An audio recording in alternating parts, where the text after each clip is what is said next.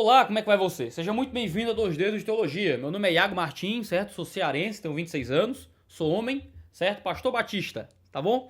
Por que é que eu tô me apresentando dizendo isso? Porque talvez você não me conheça, não faça a menor ideia de que eu seja, assim como Bernardo Kister e Olavo de Carvalho, que não fazem a menor ideia de quem eu sou, tá bom? Eu gravei um vídeo recentemente a respeito do texto Por que eu não sou evangélico, do Olavo de Carvalho, em que ele explica por que é que ele não segue uma fé protestante, mas sim uma fé católica, direito dele. Mas ele, na sua postagem, em sua página do Facebook, em que ele divulga o texto, ele conclama 1000 teólogos a virem refutá-lo se puderem. Eu achei aquilo muito interessante, eu não sou 1000 teólogos, mas eu sou um. Eu tenho formação na área de teologia, então eu quis comentar o texto do Olavo, eu postei aqui no canal, e como era de se esperar, muitas pessoas responderam a esse vídeo. Inclusive, o próprio Olavo de Carvalho, em umas 30 ou 40 publicações no seu Facebook, nem todas elas lá muito cordiais, e um youtuber católico chamado Bernardo Kuster, eu acho que é Kuster, eu não sei como é que pronuncia bem, mas é o Bernardo Kuster, pelo menos assim que escreve, que foi erigido pelo Olavo como seu porta-voz para levar as suas ideias aqui no YouTube. O Olavo tem canal no YouTube, ele preferiu não usá-lo, ele preferiu usar alguém para ajudá-lo aí a me responder. Excelente, extremamente válido, extremamente digno, não é uma coisa ruim de se fazer não. Quando a gente tá lidando com uma área que não é a nossa, a gente pode ter ajuda, não tem problema nenhum. Eu mesmo gravo vídeos aqui no canal com alguma ajuda às vezes. E o Bernardo gravou um vídeo de 42 minutos junto com o Olavo para tentar responder ao meu vídeo sobre o texto do Olavo. O vídeo que o Olavo gravou junto com o Bernardo, ele não é só uma resposta ao meu vídeo, tá bom? Ele é também uma tentativa de defender a fé católica de forma geral, porque eles falam muitas coisas a favor do catolicismo e contra o protestantismo que não estavam elencados no meu vídeo. Eles têm o direito de fazê-lo,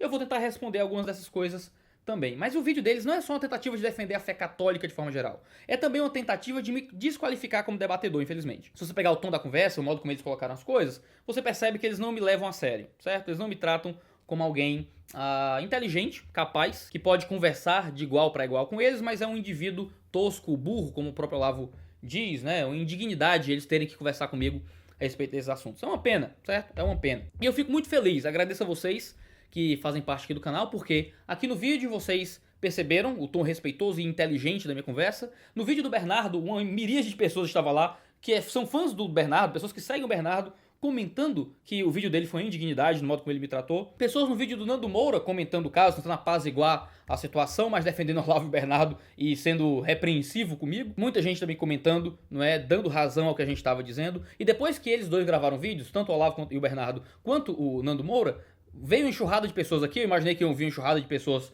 pra me encher o saco, e veio uma enxurrada de pessoas dizendo, cara, é óbvio que você tá fazendo a coisa certa aqui no debate, tá fazendo um debate maduro, você não tá humilhando ninguém, tá colocando suas ideias com inteligência, você não só tá se portando melhor, mas tá explicando melhor o contexto. Então muito obrigado por vocês, porque eu nem precisaria gravar esse vídeo. Eu tava vendo aqui uns vídeos na internet, vendo uns comentários com minha esposa, e ela dizia, Iago, todo mundo já entendeu.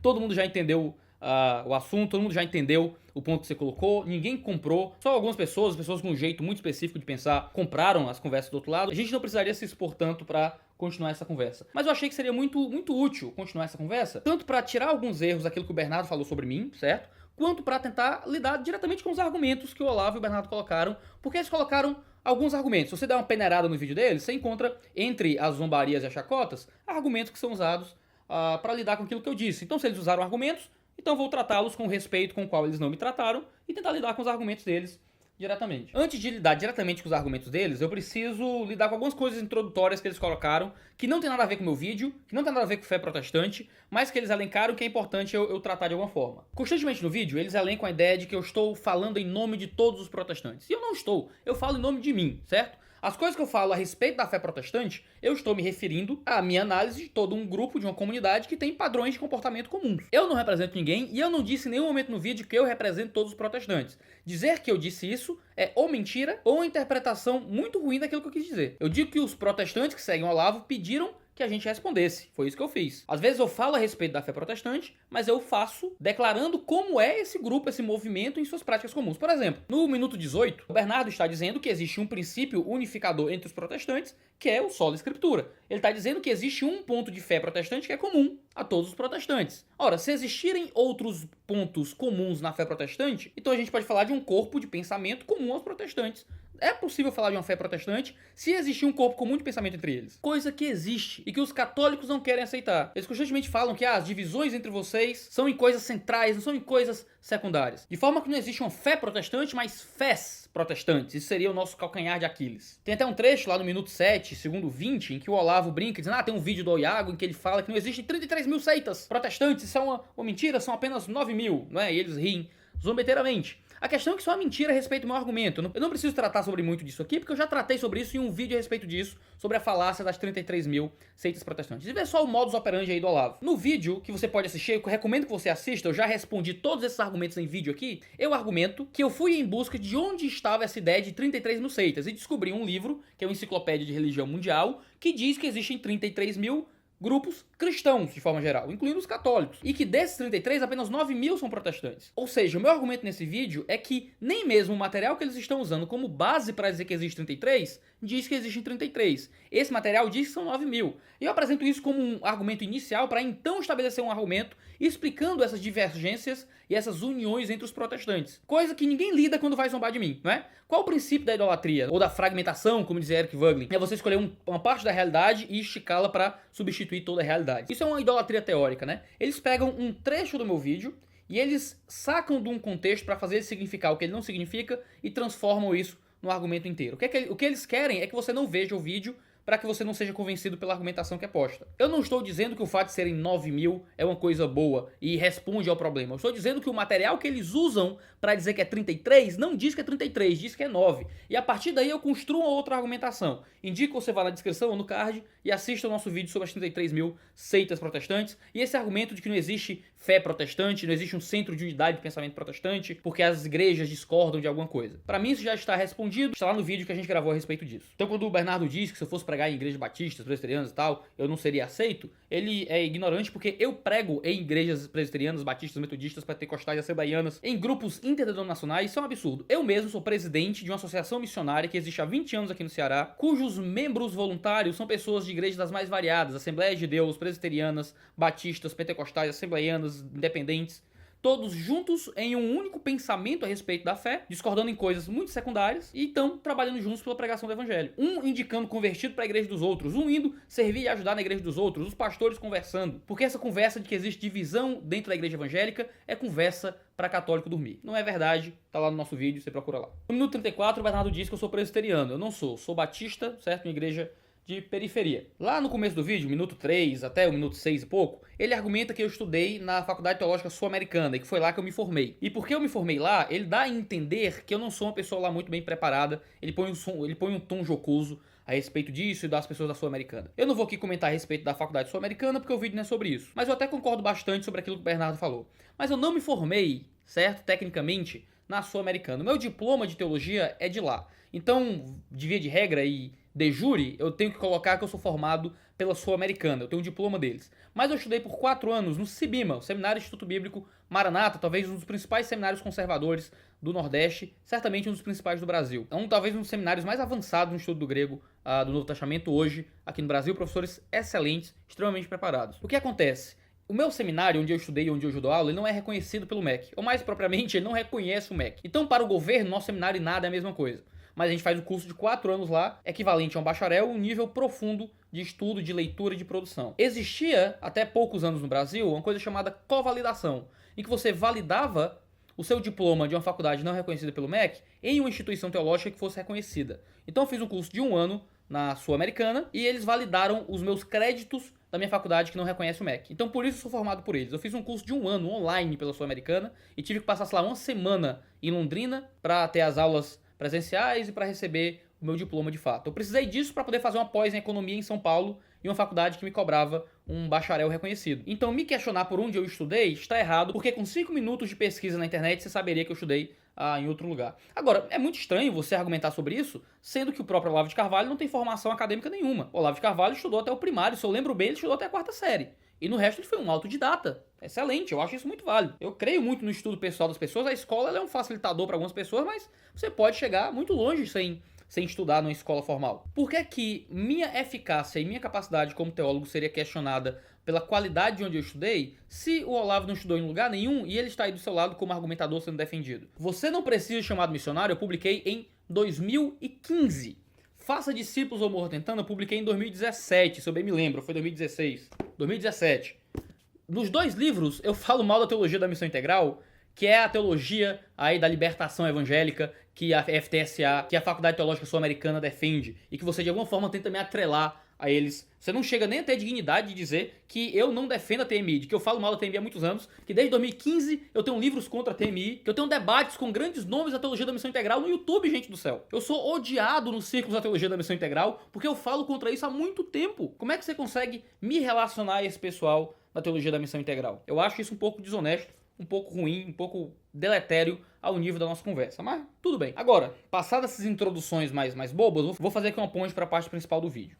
Existem dois pontos que ainda são meio introdutórios, mas de um pouco mais de importância nessa introdução. O primeiro ponto está entre os minutos 9 e 10, tá bom? O Olavo, citando Gramsci, ele diz que não é muito científico, ou mais simplesmente muito sério, escolher os adversários entre os mais estúpidos e medíocres, ou ainda escolher entre as opiniões dos próprios adversários as menos essenciais e as mais ocasionais, presumindo assim ter destruído todo o adversário porque se destruiu uma opinião secundária e acidental. Ele vai dizer que a ideia sobre religião é um ponto acidental e secundário da sua filosofia, não é um assunto que ele trata como importante, não é o central. Se eu o refutasse completamente em seus comentários acidentais sobre religião, ele ainda assim permaneceria como um filósofo inabalável, tal. Olavo diz exatamente o seguinte: se ele tivesse refutado isso 100%, ainda não seria motivo para falar com esta aparência de superioridade, esses ares de superioridade que o cara se dá, vitorioso, derrubei, demoli o cara. Não era para fazer isso. Eu não fiz isso, certo? Eu não estou dizendo aqui que demoli Olavo de Carvalho como indivíduo, não é?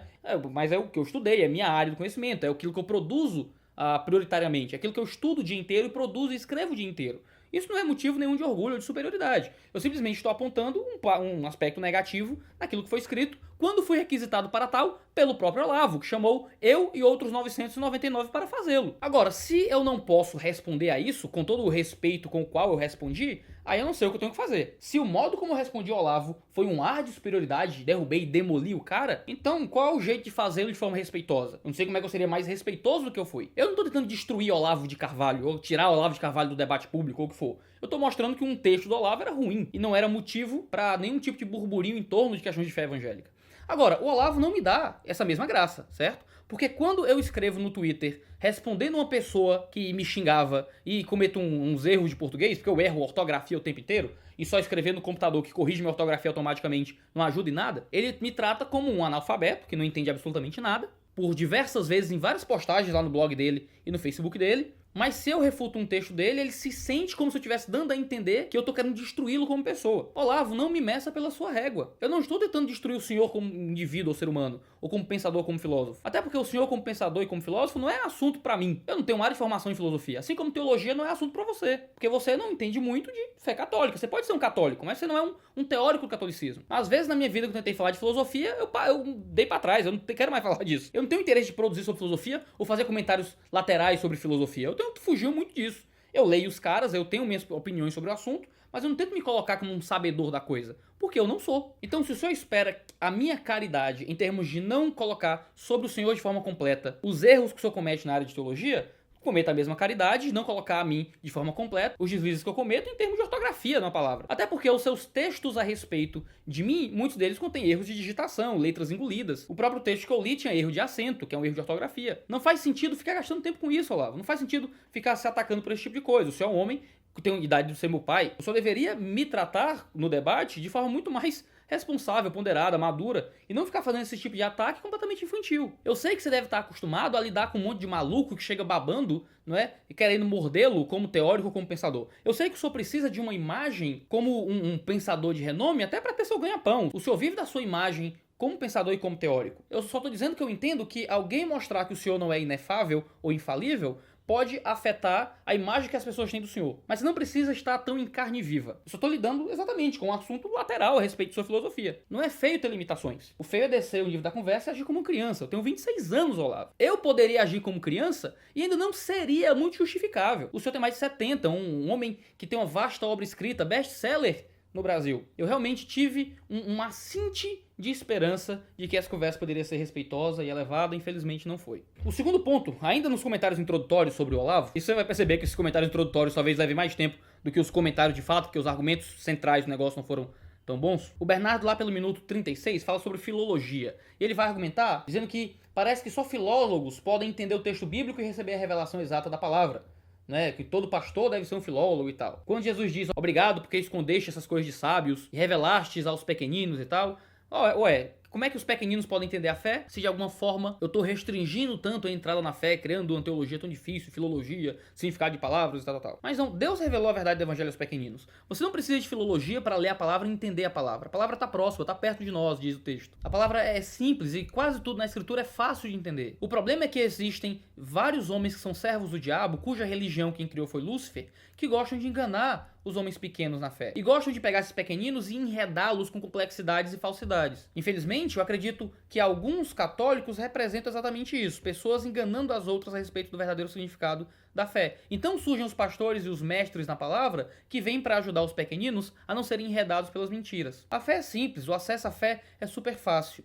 Agora, algumas pessoas, assim como os fariseus de Mateus 23, batem as portas do reino na cara dos pequenininhos. Nosso objetivo aqui é ter que forçar a porta algumas vezes e arrombá-la, porque vocês estão fechando ela àqueles que são simples. Ninguém deveria ter que se preocupar tanto com essas coisas. A existência de falsos mestres é que faz com que a gente precise estudar tanto para defender a igreja daqueles que mentem sobre a palavra. Então, nos criticar pela complexidade dos nossos argumentos é uma fuga, porque existe uma grande complexidade nas mentiras que vocês colocam sobre a palavra. A complexidade das nossas defesas é só uma referência à complexidade das mentiras que vocês trazem. Vocês querem que a gente fale mais fácil? Que a gente seja mais simples? É fácil. Parem de criar tantas mentiras sobre o evangelho. Parem de mentir tanto sobre o texto bíblico. Porque é isso que vocês estão fazendo da minha perspectiva como protestante. Então eu preciso responder à altura daquilo que vocês estão dizendo. Então acusar que é muito complexo o que você está dizendo, então os pequenininhos não conseguem entender, é uma bobagem. É uma bobagem porque se a gente está num debate sério, a gente vai ter que complexificar alguns raciocínios mesmo. Pedro fala que Paulo escrevia coisas que eram difíceis de entender e que alguns deturpavam. Quer dizer que Pedro estava errado? Paulo era um falso profeta, era uma pessoa mentirosa que estava indo contra Jesus? Claro que não. Existem coisas que são complexas mesmo.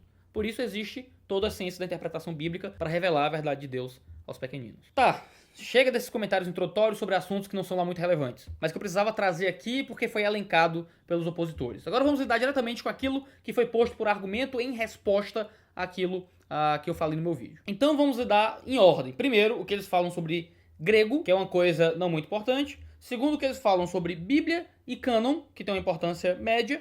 E depois o que eles falam sobre comunhão, ceia, presença de Cristo na mesa do Senhor, que é aquilo que talvez vai ganhar mais tempo aí da fala deles. A gente vai do menos importante para o mais importante e tentar organizar os argumentos deles em 3 grandes fluxos argumentativos que a gente consegue dar a importância correta para cada coisa. Primeiro vamos lidar com as coisas que eles falaram sobre grego, certo? Porque eles deram uma certa importância para isso. E foi um ponto que eu tratei no meu vídeo, uma vez que o Olavo disse conhecer grego clássico o suficiente para julgar traduções. Primeiro, o Bernardo questiona o fato de que eu alego de que pastores formados no seminário fazem exegese do Novo Testamento, ou do Antigo Testamento, bíblico de forma geral, praticamente todos os dias. E ele diz que isso não acontece, talvez um pequeno secto aí do qual eu faço parte pode fazê-lo, mas que ele não conhece muitos pastores que fazem isso, que isso não é a realidade, que de Macedo não faz isso, que o pastor lá que leu a Bíblia e leu adultera, ao invés de adúltera, não faz isso. Mas não é culpa minha se os pastores que o Bernardo conhecem são incompetentes no seu trabalho cuidando de uma igreja. Eu falo primeiro, pastores formados em seminário, certo? Eu estou qualificando aqui. Não pastores de forma geral, mas pessoas que passaram por um seminário teológico, estudaram grego e hebraico. Você só sai de um seminário teológico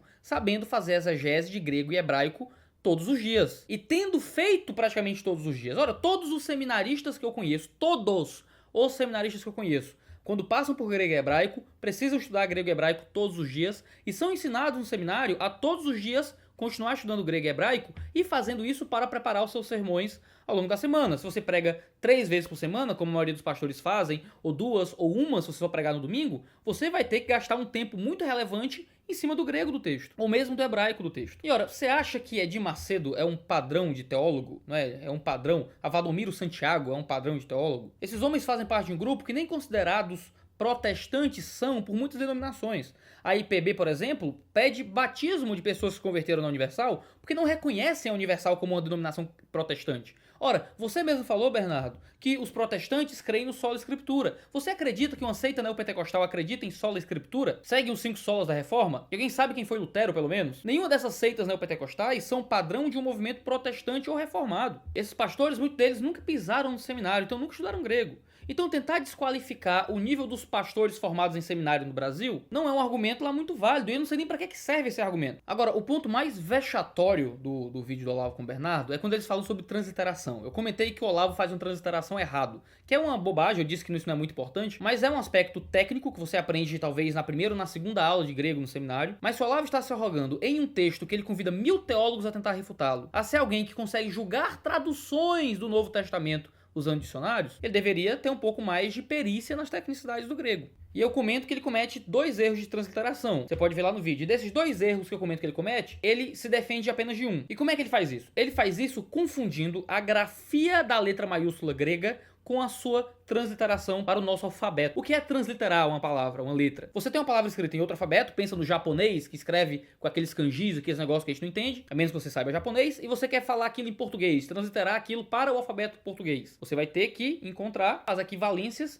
entre aquele desenho gráfico de uma letra e o desenho gráfico de uma letra equivalente na sua língua. Existe uma ciência e um estudo para isso. O grego não é escrito com o nosso alfabeto, mas um outro alfabeto. Existe uma letra grega que, em maiúsculo, tem o formato de um Y, que é uma letra cujo nome é Y. E o Olavo mostra o formato dessa letra em grego e argumenta zombeteiramente, rindo, que aquela letra, por ter o formato gráfico do Y no grego, ela seria o Y em português. E que, pelo fato dela se chamar Y, ela deveria ser um Y. Agora, o E no grego se chama Epsilon. Qual dessas duas letras é o Y? Você tem o Y e você tem o Epsilon. Qual delas é o Y em português? Sabe qual? Nenhuma das duas. Porque em português geralmente se translitera o Y por U. Você não tem nenhuma outra letra no grego que seria transliterada pelo U. Você não teria a letra U ou o som de U no grego se você tivesse apenas o Y. Não é porque o desenho da letra parece um Y em grego que ela vai ser um Y em português. Por exemplo, o eta no grego é transliterado como um E com acento circunflexo. O eta em maiúsculo é um H. É igualzinho um H. O Olavo vai argumentar que é um H? Claro que não, não é um H. Não é porque o desenho parece o desenho da nossa letra que representa a mesma letra. O que me deixa muito chocado é que esses comentários foram feitos sobre grego pelo Olavo e pelo Bernardo, foram comentados em tom de autoridade, como se eles soubessem do que estavam falando uma atrocidade que vira piada em qualquer aula de seminário, é falado zombeteiramente, e as pessoas que ouviram isso vieram até mim dizendo: ah, você não sabe nada de grego. O Olavo desmascarou o fato de você não saber de grego. Porque o que o Olavo está dizendo é efetivamente errado e é extremamente pueril em termos de conhecimento de língua grega. Isso revela pra mim, com todo respeito, que o Olavo não sabe nada de grego nenhum. E ele pode ser, ninguém é obrigado a saber ler em uma língua morta. Agora, ele não pode se arrogar conhecedor de alguma coisa sem sê-lo. E na tentativa de defesa, cometer deslizes ainda piores na defesa daquilo, tentando desqualificar outro argumentador através disso. Mas aí o Olavo disse: eu nunca declarei ser um grande conhecedor de grego. Mas a partir do momento que ele se diz pronto e capaz de averiguar o acerto ou o erro de uma tradução, aqui se referindo à interpretação do Novo Testamento, convidando 1000 teólogos a refutá-lo, o Olavo precisa ter força intelectual para sustentar o peso de suas palavras. Coisa que ele não parece ter quando ele desliza de forma escandalosa na tentativa de defesa. Para você entender o nível disso, Olavo tiraria nota baixa na primeira prova de grego 1, em qualquer seminário, ao declarar as coisas que declara a respeito de transliteração. Certo, é isso que Olavo e Bernardo falam sobre grego e transliteração. Agora vamos para o que eles falam sobre Bíblia e cânon, que é o outro bloco de argumentos que eles trazem ao longo do vídeo. O primeiro argumento do Olavo sobre isso está lá no minuto 10. E ele está lidando com o meu argumento de que Jesus falou a favor da leitura da Escritura, respondendo ao fato dele ter dito que em nenhum momento dos registros do Evangelho a respeito de Jesus ele recomenda a leitura do grande livro. E eu cito João 5, quando Jesus está falando com os fariseus, fora vários outros textos que eu cito que o Olavo simplesmente despreza, certo? Eu cito vários textos bíblicos para provar o meu ponto e ele escolhe só um que seria mais polêmico talvez. E segundo Olavo, Jesus não está dizendo que os escribas estão certos em buscar a encontrar vida eterna através da Escritura. Jesus os estaria censurando por buscarem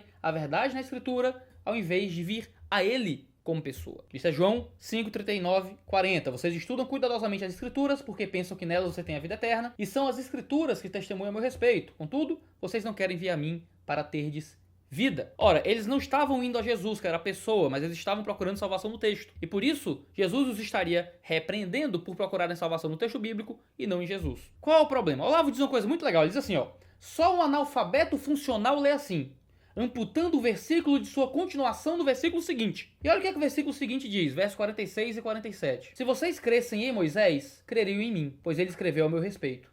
Visto, porém, que não creem no que ele escreveu, como crerão no que eu digo? O que Jesus está dizendo aqui? Está dizendo no versículo seguinte que Olavo está amputando, segundo o Olavo, coisa de analfabeto funcional, o que eu discordo do Olavo, acredito que isso é um erro que a gente comete costumeiramente, às vezes é um erro que a gente está muito sujeito. O Olavo não é analfabeto funcional por isso. Ele não percebe que Jesus está dizendo que se eles encontrassem e entendessem o que eles estavam lendo, que era Moisés, que era a Escritura, eles creriam em Jesus. Eles iriam à pessoa através do texto. Eles estavam indo ao texto buscar salvação e eles não estavam encontrando porque não estavam crendo no texto. Se crescem no texto, teriam encontrado Jesus. Ou seja, Jesus não os está repreendendo por buscar salvação no texto. Jesus os está repreendendo por ignorarem o texto e buscarem salvação no texto sem se deixar levar por aquilo que o texto diz. Se crescem no texto que Moisés escreveu, vocês creriam em mim. Eles encontrariam salvação através do texto bíblico que os apontava para Jesus, como eu claramente expliquei no meu vídeo inicial. Então a tentativa de defesa do Olavo e do Bernardo a respeito de João 5 não respeita aquilo que o texto está dizendo a respeito da conversa de Jesus com os fariseus. Em segundo lugar, o Olavo ele cria um espantalho da minha fala, certo? O Olavo diz o seguinte: Iago diz que nunca ninguém jamais buscou a vida eterna na Escritura. Mas olha, João 5 mostra que os fariseus estavam buscando vida eterna na Escritura. Como é que nunca jamais ninguém quis? Olha, eu nunca disse isso. O que eu disse foi claramente, abre aspas, não existe nem mesmo nas comunidades mais fundamentalistas, me referindo às igrejas protestantes. O Olavo vai dizer, eu digo que nas igrejas protestantes ninguém acredita em salvação pelo livro. O Olavo vai dizer, não, mas judeus do século I acreditavam em salvação pelo livro. O Olavo não está me respondendo, mas ele está deturpando o que eu disse e respondendo a deturpação que ele cria. Ou o Olavo não me entendeu, ou o Olavo não quer me entender. Lá pelo minuto 17, o Bernardo então segue com um novo argumento. Ele diz que a igreja conferiu a estes textos a sua sacralidade, que eu só tenho a Bíblia por causa da igreja. Isso é um outro argumento que não tem absolutamente nenhuma relação com o debate. Mas o Bernardo, na sua tentativa de defender a fé católica, elenca isso aqui no vídeo. Eu já argumentei sobre isso extensamente no meu vídeo sobre sola escritura, em que eu explico que a Igreja Católica não criou o texto bíblico, não criou o cânon bíblico, não conferiu autoridade, como o Bernardo está claramente dizendo. Ela não conferiu sacralidade ao texto, mas ela só recebeu uma coisa que foi produzido pelos apóstolos. Você pode assistir esse vídeo lá, as coisas vão estar muito bem explicadas lá pra você. Mas o que o Bernardo não entende é o seguinte, eu vou resumir o vídeo lá sobre sola escritura da forma mais simples que eu puder agora aqui, da forma mais escrachada. É assim, ó. Ainda que não existisse igreja primitiva, ou não existisse igreja católica, presumindo que existia, ou igreja evangélica, ou se não existisse igreja, se todos os cristãos tivessem morrido no fim do século I, se não existissem seres humanos, e todos os seres humanos morressem, só existissem gatos e baratas, ainda assim existiria cânon do Novo Testamento. Porque o cânon do Novo Testamento não foi inventado, não foi criado, não recebeu autoridade, não lhe foi investido uma sacralidade, como disse o Bernardo. Mas ele é um dado da realidade. O que é o cânon do Novo Testamento? São os textos que foram escritos pelos apóstolos e as pessoas ligadas aos apóstolos. Só isso. Não é uma lista arbitrária. É um dado da realidade. É como dizer que foi a comunidade científica que criou ou conferiu autoridade aos textos de Heródoto, uma coisa assim. Um grupo de indivíduos escreve uma coleção de textos. Essa coleção de textos existe. E ninguém precisa dizer que essa coleção é real para que ela seja real. Claro, alguém pode dizer para que aquilo seja reconhecido por uma comunidade externa, ou o que for, mas os textos são o que são. Você não precisa de uma igreja católica conferindo autoridade para o texto para que o texto tenha autoridade. Você só precisa encontrar esses textos. E isso poderia ser encontrado pela Igreja Católica, por uma comunidade dispersa de igrejas eclesiais, numa comunidade dispersa de igrejas não relacionadas. Isso poderia ser encontrado por um grupo de ateus. Se a história tivesse seguido esse rumo, um grupo de ateus poderia ter encontrado o cânon do Novo Testamento. O clube de golfe do Zé Maria poderia ter encontrado o cânon do Novo Testamento. Porque você não precisa de uma igreja católica, necessariamente, para definir o cânon do Novo Testamento. Você não precisaria de uma igreja evangélica. Você não precisa de nada além da existência de um dado da realidade, que é o cânon. Os livros que os apóstolos escreveram. E que as pessoas relacionadas aos apóstolos escreveram. Só isso. Por que existe a necessidade de uma igreja católica conferindo autoridade para esses textos? E olha, eu não estou entrando no mérito se isso aconteceu ou não. Se havia igreja católica naquela época e que a igreja católica fez isso ou não. O que eu estou dizendo é que ninguém deve nada à igreja católica, ainda que ela tenha feito isso. Porque qualquer grupo religioso daquela época poderia ter recebido esse cânon. Recebido esse dado da realidade. E eu ainda questiono se a Igreja Católica fez isso. Eu falo isso sobre o vídeo aqui no canal também, sobre romanismo retroativo, que eu já gravei faz tempo, e que você pode assistir no link da descrição, ou no card, onde eu explico sobre essa tentativa católica de criar uma Igreja Católica Romana que existia primitivamente, quando isso não parece acurado na realidade, certo? O vídeo está lá, é só você olhar lá. E o vídeo sobre sola escritura que eu estou resumindo aqui para você. Então essa tentativa do Bernardo de dizer que nós dependemos da Igreja Católica porque usamos o Novo Testamento também é furada. O Bernardo então segue a partir do minuto 18 sobre o problema de ordenação temporal. E ele vai argumentar que, primeiro, antes da Bíblia ser compilada, existe o testemunho de pessoas,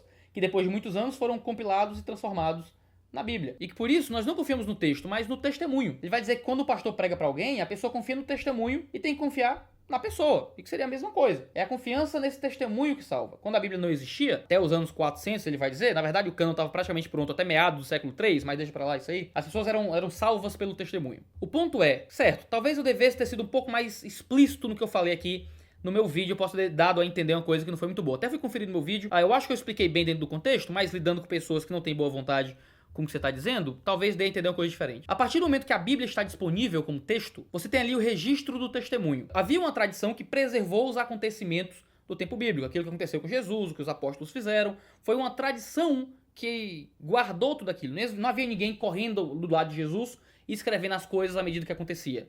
Houve uma tradição e houve um testemunho que contava essa tradição, até que isso virou o texto bíblico. O problema é, qual é o único registro confiável do testemunho dos apóstolos? Como é que a gente pode chegar até aquele testemunho primitivo?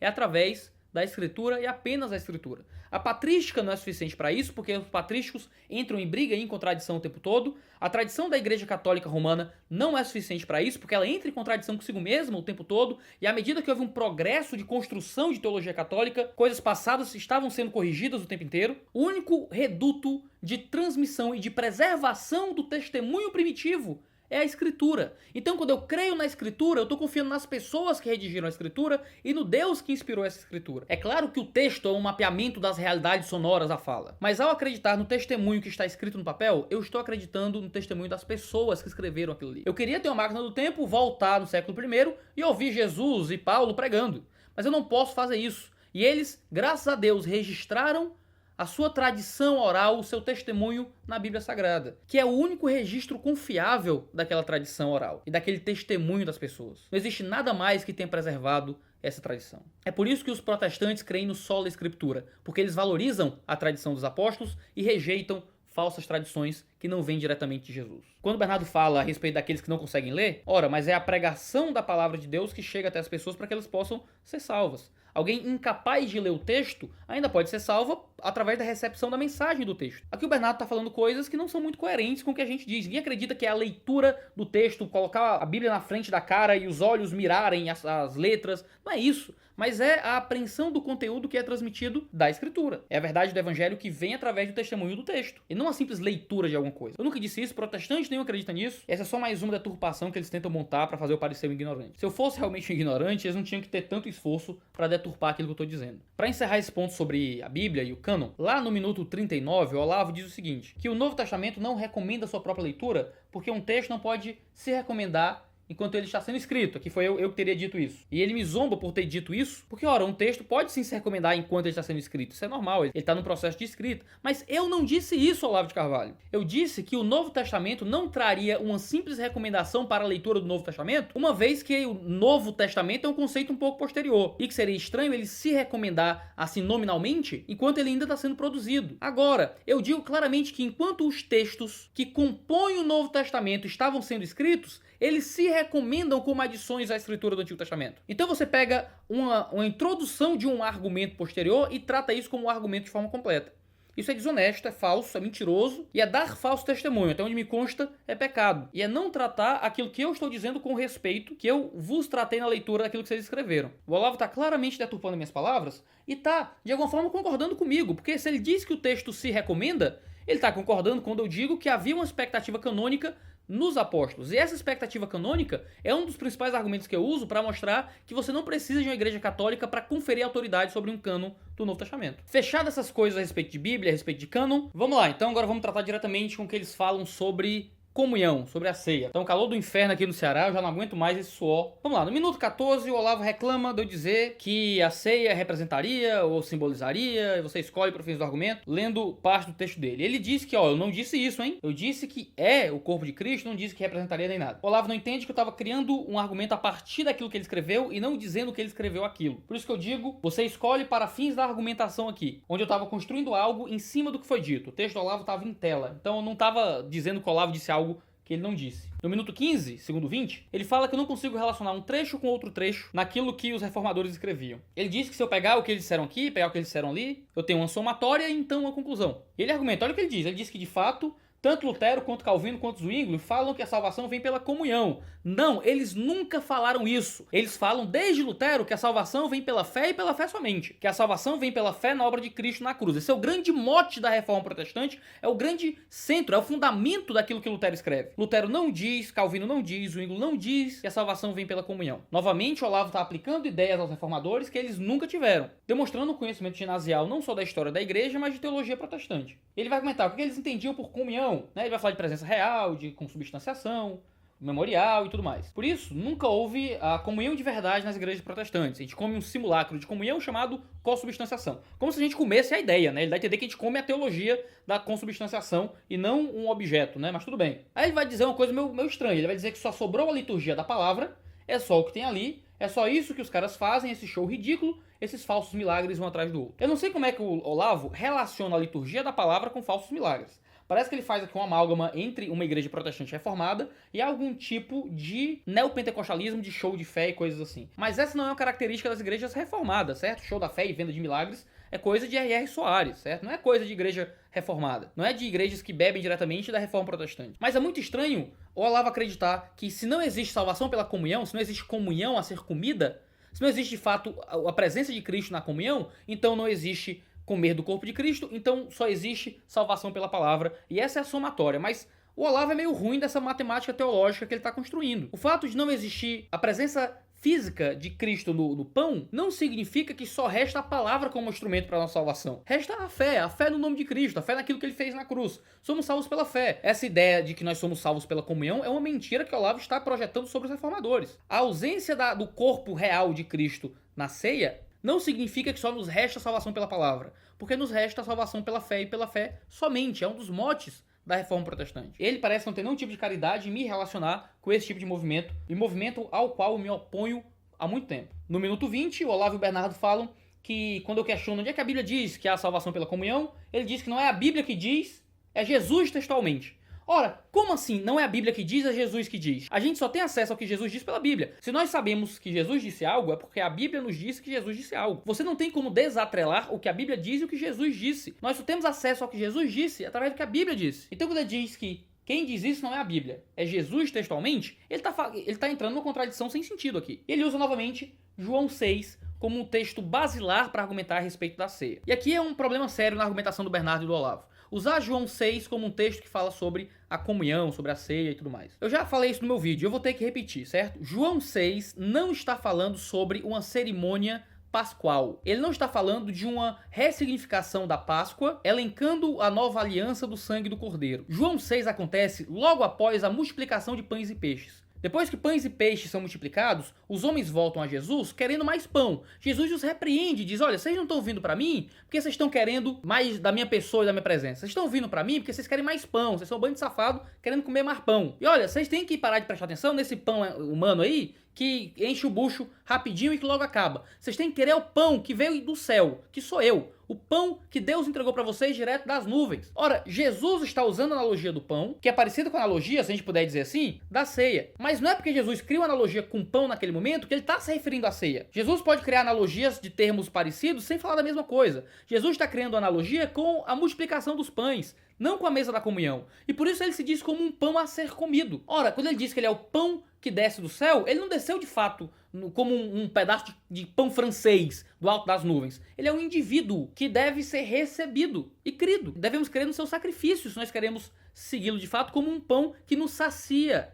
que sacia a nossa fome. Essa é a analogia que ele faz. O pão terreno acaba, você vai voltar a ter fome. Mas se você comer de mim, você nunca mais terá fome de novo. É isso que ele diz em João 6. Ele não está falando da mesa da comunhão. Você não pode levar esse texto para lá. Isso é uma transferência totalitária indevida, é como a gente chama na teologia. Lá no minuto 24, o Bernardo, tratando de João 6 ainda como literal e sobre a comunhão, ele reconhece que o pão que desceu do céu é uma metáfora. É metáfora quando ele diz que o pão é ele, aí não é metáfora mais. Não existe nada que indique que um é metafórico e o outro não. Esse tipo de uso metafórico da linguagem é próprio dos dois textos. Quando um indivíduo se compara com uma coisa, com o objetivo de trazer um significado maior sem a necessidade de uma explicação mais profunda. Ora, não adianta você dizer que só um louco ou um viajado na maionese interpretaria de outra forma se você não explicar por que a sua forma de interpretar é a única possível, ou pelo menos a mais provável. Quando Jesus disse que ele é um cordeiro, ele é realmente um animal. Quando Paulo diz que nós somos o corpo de Cristo, eu sou realmente um braço Não é? Eu sou uma perna, eu sou um pâncreas ligado ao corpo físico de Jesus? É claro que não. São linguagens metafóricas para apresentar uma realidade espiritual. A impressão que dá na linguagem do Olavo é que ele não crê na Trindade. Eu sei que ele deve crer, eu tenho a impressão de já ouvir ele dizendo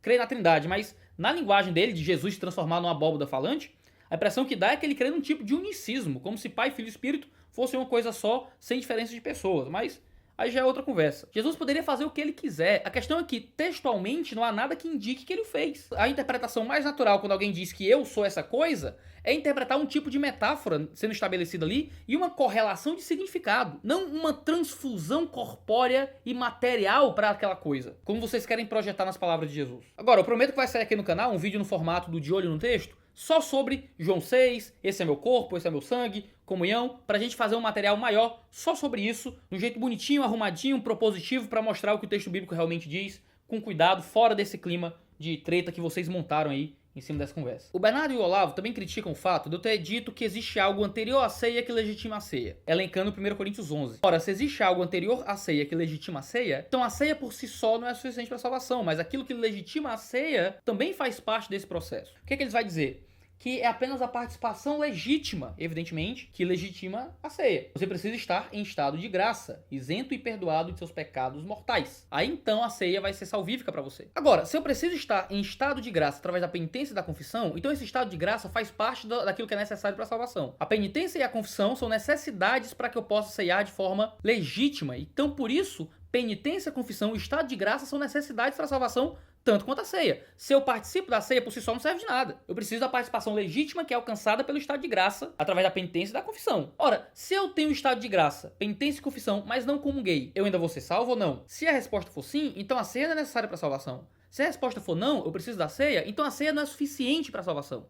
Nos dois casos, você não tem a comunhão como algo suficiente. Você precisa de outra coisa atrelada a isso. Agora, por que é que o estado de graça é aquilo que é necessário para a salvação? Por que é que não poderia ser, na perspectiva protestante, a fé? A fé é necessária para a salvação. E através da fé é que traria o homem para a vida eterna. É completamente coerente, você pode discordar disso. Mas você não pode tratar essa posição como um absurdo teórico. O Olavo chega ao absurdo de dizer que o ladrão na cruz foi salvo sem participar da comunhão porque participou fisicamente do sacrifício de Jesus. Como se aquele ladrão na cruz tivesse morrido e sido um coparticipante do sacrifício de Cristo. O que é uma heresia, simplesmente. É um absurdo. E isso não é nem católico. Me espanta que alguém que está sendo benquisto pela Igreja Católica argumente um absurdo desse, que seria rejeitado, creio eu, até que por muitos católicos. Eu não vou falar pela Igreja Católica porque eu não sou um católico, mas eu acho muito estranho que se coloque um homem, um indivíduo, como coparticipante da morte do sacrifício de Jesus naquela cruz.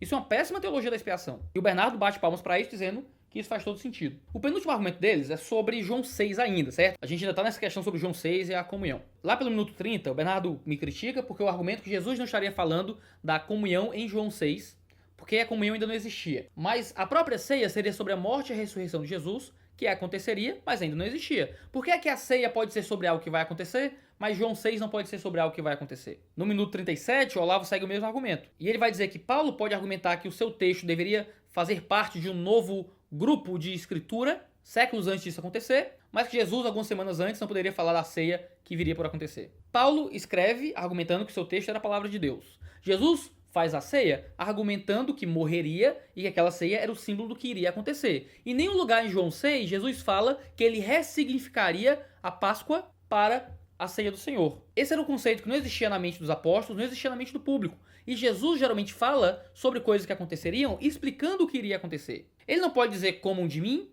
e esperar uma participação ativa naquele momento daquelas pessoas, como ele dá a entender no texto, de que eles esperam que eles comam dele naquele momento, se referindo a uma coisa oculta que só seria revelada depois. As profecias do Antigo Testamento faziam isso, apontando para o futuro. Mas Jesus não está apontando para o futuro em nenhum momento em João 6. Ele está esperando a participação naquele momento daquelas pessoas na salvação, através de recebê-lo. E na analogia que ele está fazendo com uma coisa passada, a multiplicação dos pães, comer dele, ser cheios dele, satisfeitos dele.